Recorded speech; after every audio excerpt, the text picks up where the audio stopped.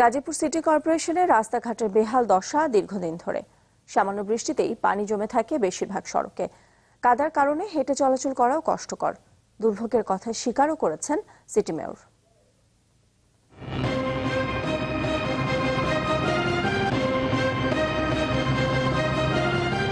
রাস্তাঘাটের এমন বেহাল দশা তাতে নাজেহাল গাজীপুর সিটির মানুষ।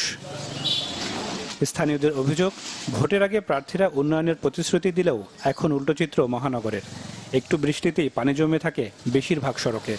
পায়ে হেঁটে চলাচল তো দূরের কথা, যানবাহনের চলাও মুশকিল। এখান থেকে একবারে হাতিমারা পর্যন্ত, এখান থেকে জিরানি, এদিক দিয়ে রাস্তায় চলাচল করতে খুবই অসুবিধা। সিটি কর্পোরেশন তো দূরে থাক, পাহাড়ের রাস্তা ওই রকম হয় না। মানুষ সিটি কর্পোরেশন, এটা অভিশপ্ত সিটি কর্পোরেশন। প্রতিদিন এমনি 2-3 বার গাড়ি ভেসে যায়, মানুষের স্যার আটার মতো কোনো কায়দা নাই। মহানগরের কোনাবাড়ি থেকে কাশিমপুর হয়ে জিরানি বাজার যাওয়ার রাস্তা এটি। নির্মাণের পর কোনো উন্নয়ন কাজ হয়নি, ফলে খানাখন্দে ভরা এই সড়কে দুর্ভোগের যেন শেষ নেই। একই অবস্থা আরও বেশ কয়েকটি সড়কের। বিভিন্ন স্থানে প্রায় বিকল হয়ে পড়ে যানবাহন। বিগত 10 বছর যারা অবহেলিত, শুধু তাই না, এই রাস্তার আরো যে শাখা প্রশাখা রাস্তাগুলো আছে, চলাফেরার একদম অনুপযোগী। এই জায়গাটার মধ্যে প্রতিদিন 2-3টা করে গাড়ি এলো অ্যাক্সিডেন্ট হয়। দুর্ভোগের কথা স্বীকারও করলেন সিটি মেয়র।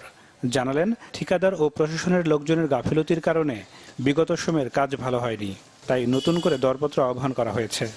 যারা 2-3 বছর মানুষকে কষ্ট দিয়েছে, সেই সব ঠিকাদার এবং সেই সব অনেক কর্মকর্তা আছে সাথে জড়িত, তারা কোনো ভালো কাজ করতে পারবে না। সেই হিসাবে নতুন করে আমি এই রাস্তাগুলো আরো ডাবল প্রশস্ত করি, দ্রুত যেন বাস্তবায়িত হয়, সেই হিসাবে আমি নতুন করে সেই কাজগুলো আবার দিয়েছি।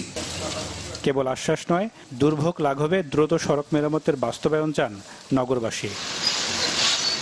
Desk report, channel 24।